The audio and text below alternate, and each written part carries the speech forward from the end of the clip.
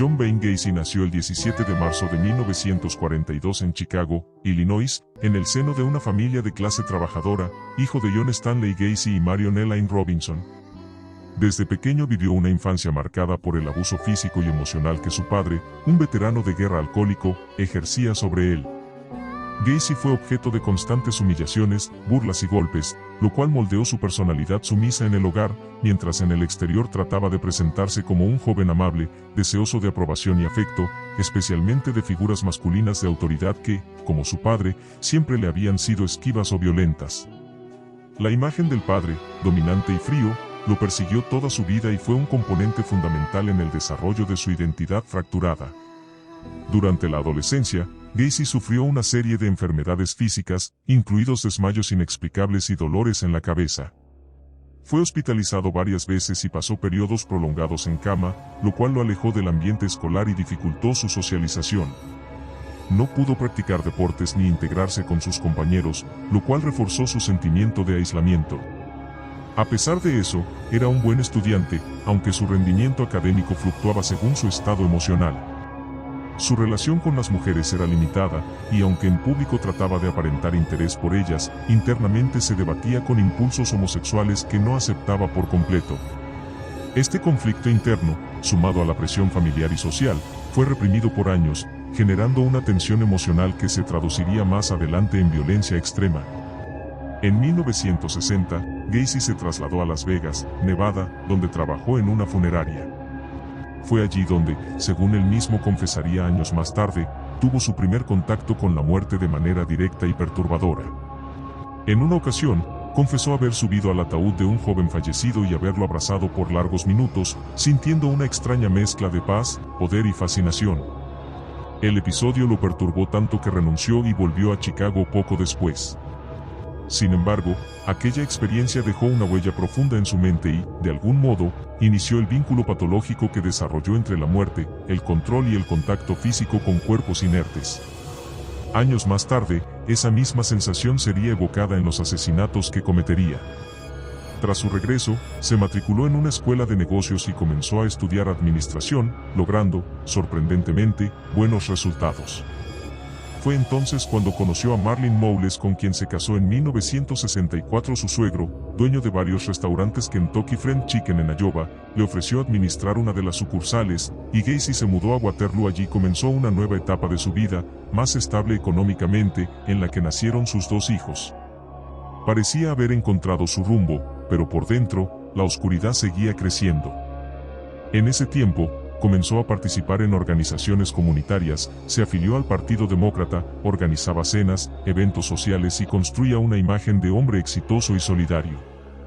Fue en Iowa donde empezó a manifestarse su comportamiento criminal de forma abierta. En 1968, fue arrestado por agredir sexualmente a Donald Borges, un adolescente de 15 años, hijo de un colega del Partido Demócrata.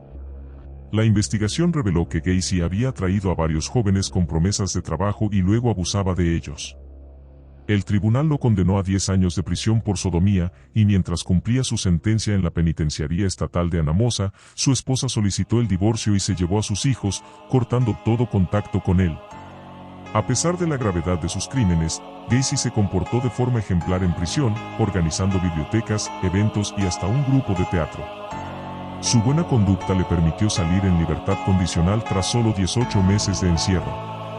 En 1970, Gacy volvió a Chicago y se instaló con su madre en el suburbio de Norwood Park. En poco tiempo consiguió trabajo como cocinero, y al año siguiente compró una casa propia en el número 8213 de la calle West Somerdale. Esa vivienda sería el epicentro de sus crímenes. Fundó su propia empresa de construcción, PDM Contractors, lo que le permitió contratar jóvenes sin experiencia. Con una personalidad carismática, manipuladora y una fachada de hombre generoso, Gacy rápidamente se ganó la confianza de sus empleados, muchos de los cuales eran adolescentes sin recursos ni respaldo familiar. Era precisamente a ellos a quienes seleccionaba para sus oscuros propósitos. Los métodos de Gacy eran siempre similares. Primero establecía una relación de confianza con sus víctimas, les ofrecía dinero, trabajo o simplemente compañía. Luego, en su casa, los embriagaba o drogaba, y les hacía un truco de magia, en el que los esposaba simulando ser un payaso. Una vez inmovilizados, comenzaba un infierno de horas o días de tortura física y psicológica.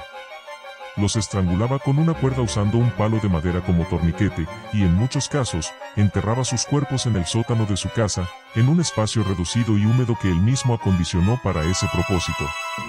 A veces los mantenía muertos en su cama por días.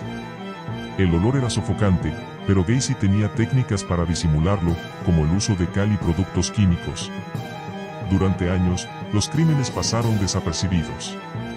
Gacy seguía participando en eventos comunitarios, disfrazándose de payaso bajo el nombre de Pogo, para animar fiestas infantiles y hospitales.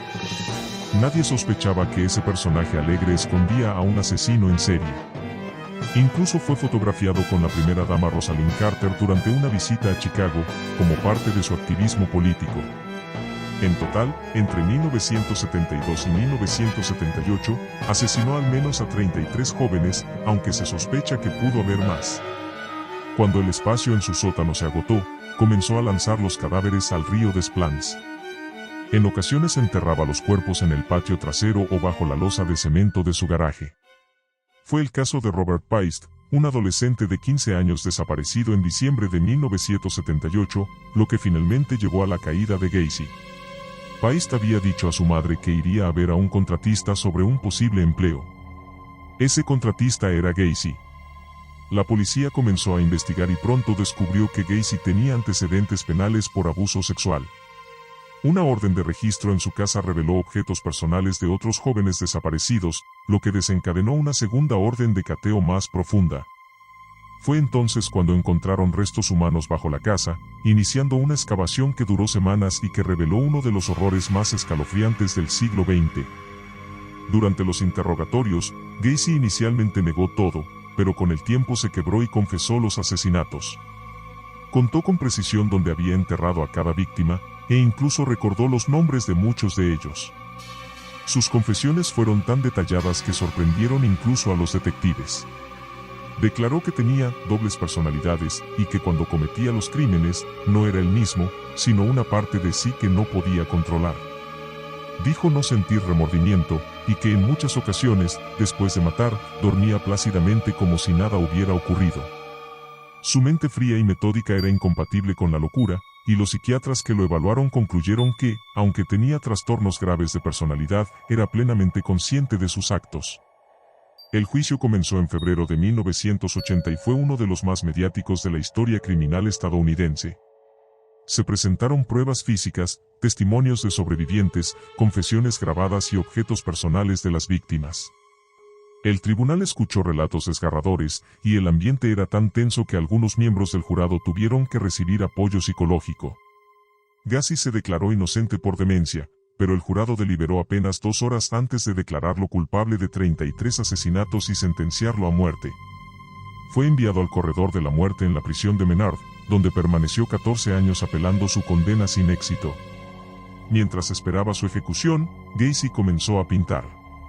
Realizó más de 200 obras, muchas de ellas autorretratos como payaso o cuadros religiosos distorsionados. Sus pinturas se convirtieron en objetos de colección morbosa, algunas vendidas por miles de dólares, otras destruidas por familiares de las víctimas como acto simbólico de justicia.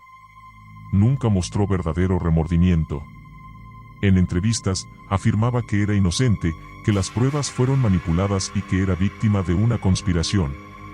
Esa negación constante de su responsabilidad solo aumentó el odio público hacia él.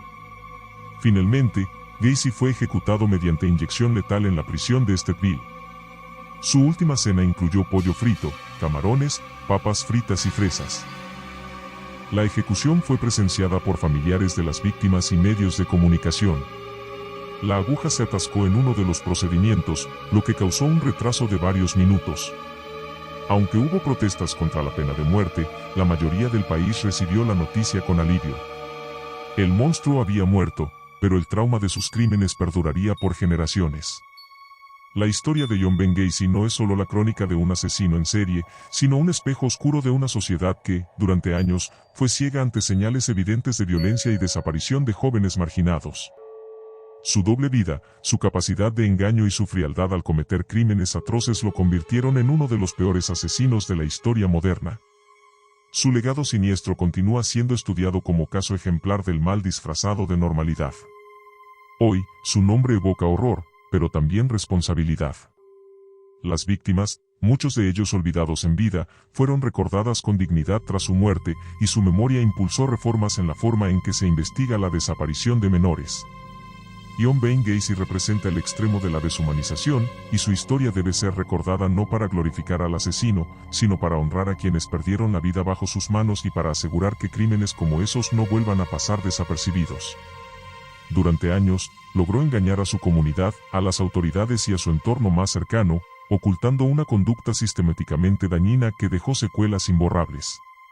Su caso evidenció fallas graves en la manera en que se investiga la desaparición de personas, especialmente cuando pertenecen a grupos vulnerables o marginados. Aunque el desenlace trajo justicia para muchos, las heridas emocionales y sociales permanecen. Su legado no debe ser recordado por el espectáculo mediático, sino como una advertencia sobre la importancia de escuchar, investigar y proteger a los más vulnerables, sin importar su origen o condición. John Wayne Gacy dejó una marca imborrable, no por su figura, sino por las vidas que impactó, muchas de las cuales aún esperan ser plenamente reconocidas.